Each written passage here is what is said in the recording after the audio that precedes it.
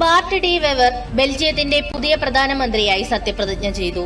Budget പരിഷ്കരണം, കർശനമായ കുടിയേറ്റ നയങ്ങൾ, സാമ്പത്തിക പുനഃസംഘടന എന്നിവയിൽ ശ്രദ്ധ കേന്ദ്രീകരിക്കുമെന്ന് ബാർട്ട് ഡി വെവർ അറിയിച്ചു.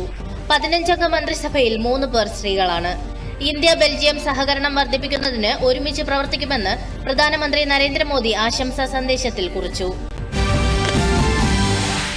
ഗാസയിൽ ഇസ്രായേൽ നടത്തിയ ആക്രമണത്തിൽ കൊല്ലപ്പെട്ട പലസ്തീനികളുടെ ഔദ്യോഗിക മരണസംഖ്യ 61,709 ആണെന്ന് ഗാസ ഗവൺമെന്റ് ഇൻഫർമേഷൻ ഓഫീസ് അറിയിച്ചു.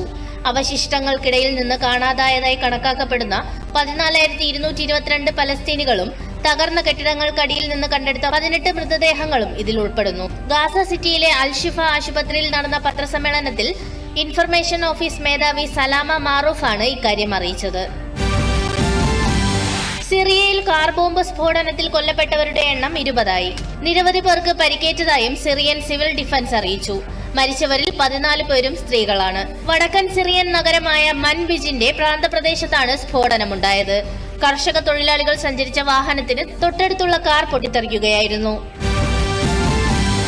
റുവാണ്ട പിന്തുണയുള്ള M23 വിമതർ മാനുഷിക ആശങ്കകൾ ചൂണ്ടിക്കാട്ടി ഏകപക്ഷീയമായി വെടിനിർത്തൽ പ്രഖ്യാപിച്ചു. കഴിഞ്ഞ ആഴ്ച വിമതരും കോങ്കോ സേനയും തമ്മിൽ നടന്ന മാരകമായ ഏറ്റുമുട്ടലുകളെ തുടർന്നാണ് ഇന്നലെ പ്രഖ്യാപനം നടത്തിയത്. ബുക്കാവു പിടിച്ചെടുക്കാൻ പദ്ധതിയില്ലെന്ന് M23 വ്യക്തമാക്കി. അതേസമയം വെടിനിർത്തൽ സംബന്ധിച്ച് കോങ്കോ സർക്കാർ ഇതുവരെയും പ്രതികരിച്ചിട്ടില്ല.